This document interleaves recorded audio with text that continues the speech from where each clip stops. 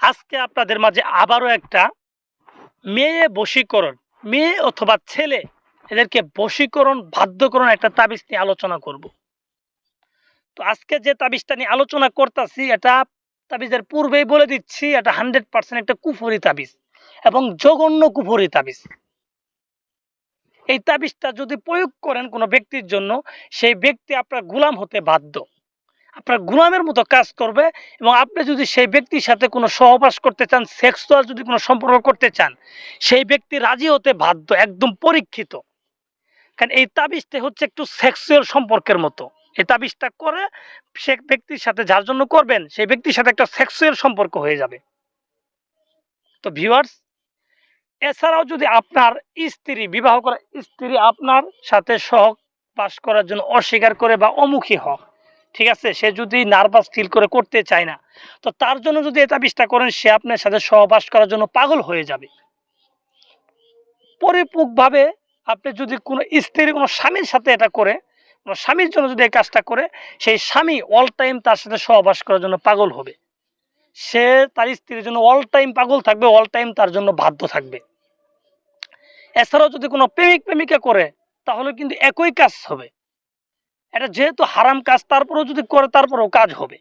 কারণ এটা হচ্ছে একটা কুফরি তাবিজ। তো এটা যে কোনো ব্যক্তির জন্য, যে কোনো লোকের জন্য কাজ হবে, যে কোনো বয়সী লোকের জন্য, দূরে অথবা কাছে, যে কোনো ব্যক্তিকে কিন্তু এটা করতে পারবেন।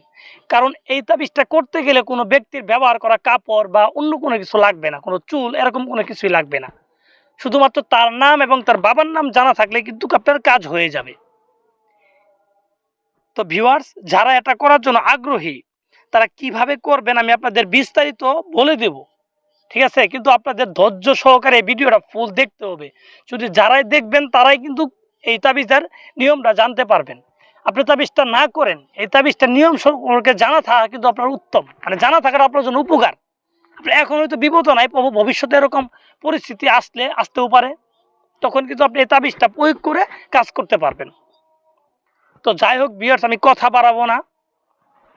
তা যারা করতে চান তারা কিভাবে করবেন আমি নিয়মটা বলে দিচ্ছি, আপনার মনোযোগ সহকারে নোট করে রাখেন, আমার কথাগুলো শুনেন, প্রয়োজনে ভিডিওটা ডাউনলোড দিয়ে রাখেন। তো যারা এটা করতে চান তারা যে কোনো একটা মঙ্গলবারের দিন এই তাবিজটা করবেন। যে কোনো একটা মঙ্গলবারের দিন দিবাগত রাত, মানে মঙ্গলবারের দিন গিয়ে রাত্রের বেলা, রাত্রের 10টার সময় এই তাবিজটা লেখা শুরু করবেন। এবং এই তাবিজটা লেখার জন্য যাবেন যে কোনো একটা নদীর পাড়ে গিয়ে আপনি একটা পশ্চিম দিক মুখ করে সাদা কাপড় বিছায় একটা আসন সাজাবেন। আসন সাজানোর পর সামনে আগরবাতি, মোমবাতি এগুলো ধরায় নেবেন। ধরায় নেওয়ার পর আপনি বুসপাতার উপরে মেশক জাফরান কালী ধারা এই তাবিজটা অঙ্কন করবেন। মেশক জাফরান কালী ধারা এই তাবিজটা অঙ্কন করবেন। তাবিজটা যখন লিখবেন তখন মনে মনে সেই ব্যক্তির কথা ভাববেন এবং মুখের ভিতরে মধু জাতীয় কোনো কিছু দিয়ে রাখবেন, দিয়ে তাবিজটা লিখবেন। এইভাবে তাবিজটা, 2টা তাবিজ লিখলেন বুসপাতার উপরে। তাবিজটা লিখার পরে তাবিজের নিচে যে ব্যক্তিটাকে বশ করতে চাচ্ছেন তার নাম এবং তার ভাইয়ের নাম লিখে দিবেন, আপনার নাম আপনার বাবার নাম লিখে দিবেন। আর আমি বহু তাবিজে বলছি, ছেলের ক্ষেত্রে বাবার নাম, মেয়ের ক্ষেত্রে মায়ের নাম, এই নাম করা সুন্দরভাবে 2টা তাবিজে লিখে দিবেন। তো নামগুলা লিখে দেওয়া শেষ, আপনার নামগুলা লিখে দেওয়া শেষ, তারপর আপনি কি করবেন, তাবিজ দুটাকে বলটাবেন। তাবিজ দুটাকে বলটায় 2টা লোহার মাদুলিতে ভরবেন।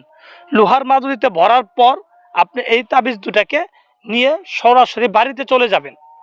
বাড়িতে চলে যাওয়ার পর একটা তাবিজকে আপনি নিজে কালো সুতা দিয়ে ব্যবহার করবেন, নিজের ডান হাতে নিজে কালো সুতা দিয়ে একটা তাবিজ ব্যবহার করবেন। আরেকটা তাবিজকে আপনি একটা মাটির হাঁড়িতে রেখে সেখানে কিছু পরিমাণ পানি দিয়ে আগুনের ভিতরে এই পানিটাকে জাল করবেন। যতক্ষণ পর্যন্ত গরম হবে না ততক্ষণ জাল করবেন।